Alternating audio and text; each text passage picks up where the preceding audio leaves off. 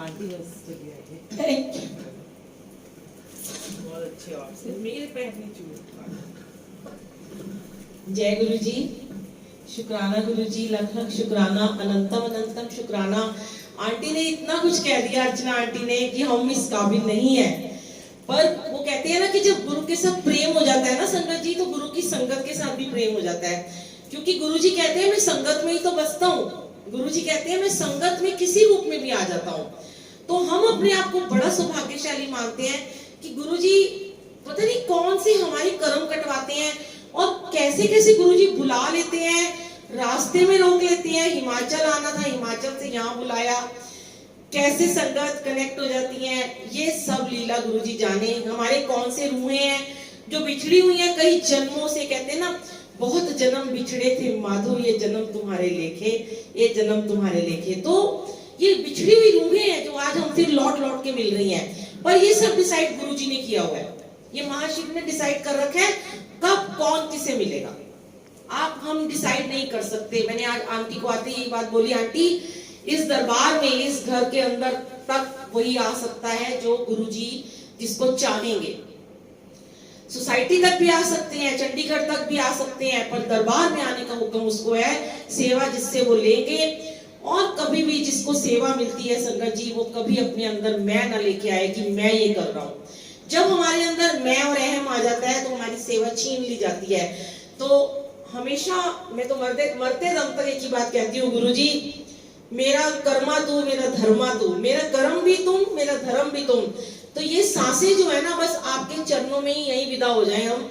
और जितनी ले सकते हो, जितनी सेवा ले सकते हो ले लो, क्योंकि अगला जन्म तो मुझे लेना नहीं है। तो आज आंटी ने मुझे बड़ी अच्छी बात बोली। मैंने कहा कहती है अर्चना आंटी, मुझे कहती हैं ये कनाडा से आई संगत है, बड़ी प्यारी संगत है, अभी अभी मिली मुझे और इतना प्यार हो गया इनके साथ में कि यहाँ आने का मन कर गया। ये नहीं कि ये कनाडा में रहती हैं, मैं तो आपको पता है मैं तो स्लम एरिया में भी बहुत जल्दी पहुंच जाती हूँ जो मुझे प्यार से बुलाता है। तो आंटी ने आते ही बोला कि मैंने ना आपके लिए बहुत गुरुजी से बात की है, दुआएं मांगी हैं। तो मैं वॉशरूम गई जब हैंड वॉश करने, तो मुझे गुरुजी ने, मैंने कहा गुरुजी इन्होंने मेरे लिए क्या दुआ मांगी होगी। तो मैं गुरुजी हंस रहे थे, कह रहे तूने जो तू चाहती ना वही इन्होंने मांगा है। तो मैंने कहा मुझे तो आपके पास ही रहना है, अगला जन्म लेना ही नहीं दोबारा, मुझे तो मोक्ष चाहिए। तो मैं आंटी को शेयर कर रही थी, तो आंटी कहती है मोक्ष तो तुम्हें मिल ही चुका है, मुक्ति भी तुम्हें मिल चुकी है, तुम सेवा में लगे हो, अब तुम्हें और क्या चाहिए, वो तुम्हें अगला जन्म नहीं देंगे। मैंने कहा दिल से मेरे लिए आप ये दुआ मांगना कि ये जन्म बस आखिरी हो, इसके बाद हमें डायरेक्ट गुरु की सेवा करनी है। क्योंकि देखिए जब हम दुनियादारी में आते हैं, लोग मुझे कहते हैं ये भी गुरुजी करवा रहे हैं, यहाँ सेवा की जरूरत है, पर अब ये थॉट डालते हैं कि वहां तेरी बहुत जरूरत है, यहाँ जितनी लेनी है ले लूंगा, फिर तेरे से वहां पे सेवा लेनी है। तो मैं बहुत सत्संग शेयर करती हूँ, आज ज्यादा नहीं करूंगी मैं, क्योंकि हमारे प्यारे प्यारे शिव अंकल आए हैं जो गुरु जी के चाइल्डहुड फ्रेंड है। 16 साल वो गुरु जी के साथ एक ही चारपाई पे सोए हैं, और वो मुझे बड़े प्यार से बुलबुल पुत्र कहते हैं। मैं उनको वीर जी भी कहती हूँ, क्योंकि मैं गुरु जी को वीर जी कहती हूँ। वो बड़े हैं बहुत मुझसे, तो वो मेरे पिता के समान है, वो मुझे पुत्र कहते हैं। तो मैं यहाँ थोड़ा सा शिव अंकल के साथ अपना कनेक्शन बताना चाहूंगी शॉर्ट में। वैसे मैंने YouTube पे मैंने डाला हुआ है। तो क्या है कि जब मैं शिव अंकल से पहली बार मिली थी कई साल पहले, मैं शिव अंकल के ना बहुत सारे संगत जी सत्संग सुनती होती थी, बहुत सत्संग सुनती थी। तो मैं इन औरों के भी सुनती थी, नारंग अंकल के भी, लस्सी आंटी जितने भी थे, पर मैं शिव अंकल का सत्संग ना बार बार सुनती थी। तो एक दिन मैंने ऐसे ही गुरुजी को बोला, मैं बड़े मंदिर जाती होती थी एवरी मंडे और एवरी थर्सडे। एक दिन मैंने गुरुजी को बोला, गुरुजी क्या मैं आपके दोस्त शिव अंकल से कभी मिल पाऊंगी? तो मैंने ना सिर्फ उनसे बोला, मन में बोला, ये तो जानी जान है, अंतर्यामी है। तो अचानक से क्या हुआ कि 3-4 दिन के बाद ना एक आंटी मुझे मिलती है और वो मुझे कहती है कि तुम मेरे को बड़े मंदिर ले जाओ अपनी गाड़ी में।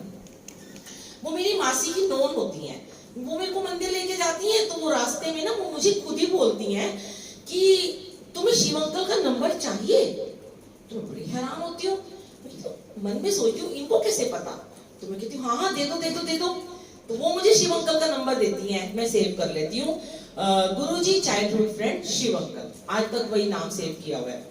बड़ी खुश हो जाती हूँ, मुझे नंबर मिल गया।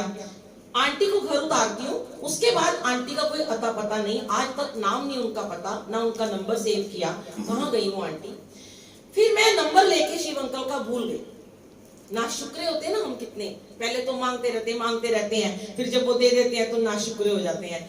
फिर 15 दिन के बाद फोन की लिस्ट चेक कर रही थी, ब्रॉडकास्ट लिस्ट बना रही थी, तो उसमें नाम आया गुरुजी फ्रेंड शिव अंकल। मैंने कहा लो, मैंने तो शिव अंकल को फोन ही नहीं करा। मैंने तुरंत नंबर मिलाया, अंकल का नंबर नॉट रीचेबल, ये नंबर मौजूद नहीं है। मैंने कहा उल्लू बना गई आंटी की तो मुझे, फ्रॉड है ये, नंबर अंकल ने गलत डाला होगा, फोटो डाल। फिर मैंने चेक किया व्हाट्सएप पे, फोटो शिव अंकल की है।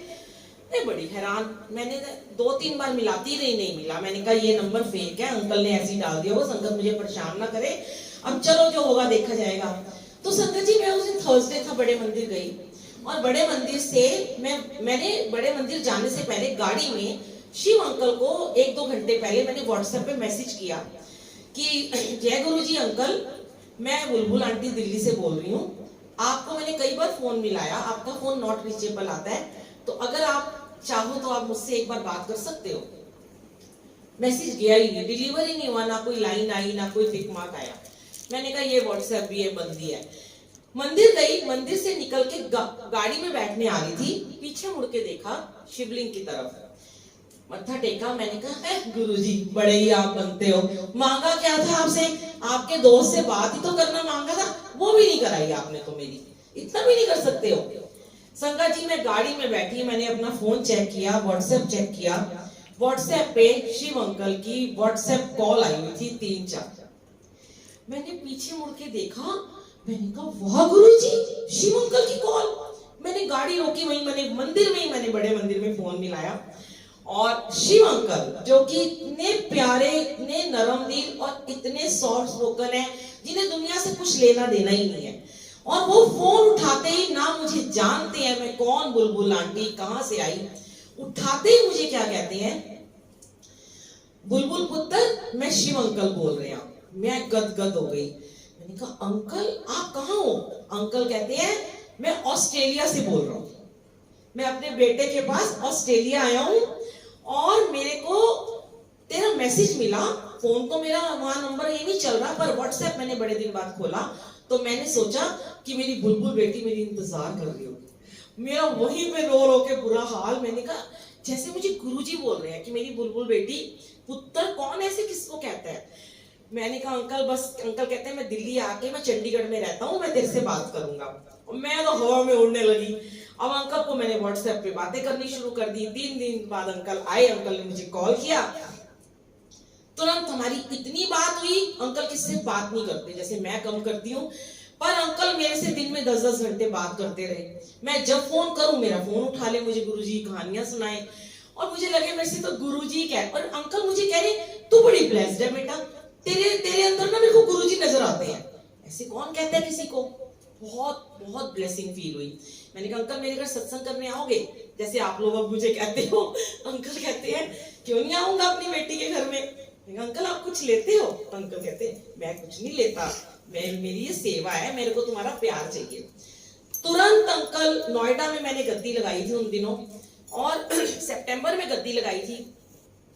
4 नवंबर को हमने सत्संग किया दिवाली का, 7 नवंबर की दिवाली थी। मेरी बेटी यूएस से आई हुई थी, उसका वर्क परमिट नहीं आ रहा था। बहुत कनेक्शन बनाया था मैंने गुरुजी के साथ। तुरंत अंकल ने हाँ करी। चैताली दत्त आंटी आई सिंगर, उन्होंने भी आके सत्संग किया, भजन सुनाए।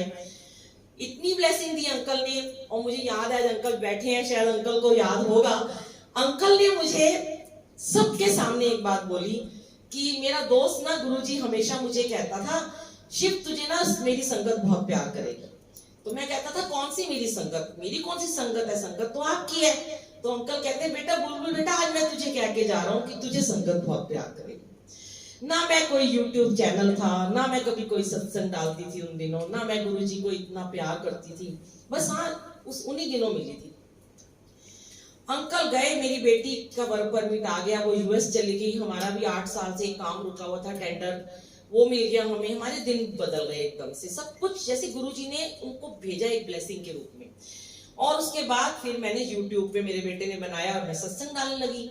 उसके बाद जो गुरुजी ने पीछे मुड़ना सिखाया नहीं, फोन पे फोन आने लगे, कनेक्शन बनने लगा। अंकल कहते हैं बस तू सेवा करती जा, फिर देख तुझे लोग कितना प्यार करेंगे, तू सेवा नहीं स्वार्थ करियो।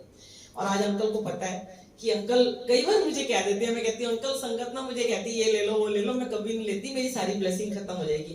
तो अंकल कहते हैं कोई बात नहीं, वो ब्लेसिंग होती है, प्यार से कहते हैं। मैं नहीं नहीं नहीं।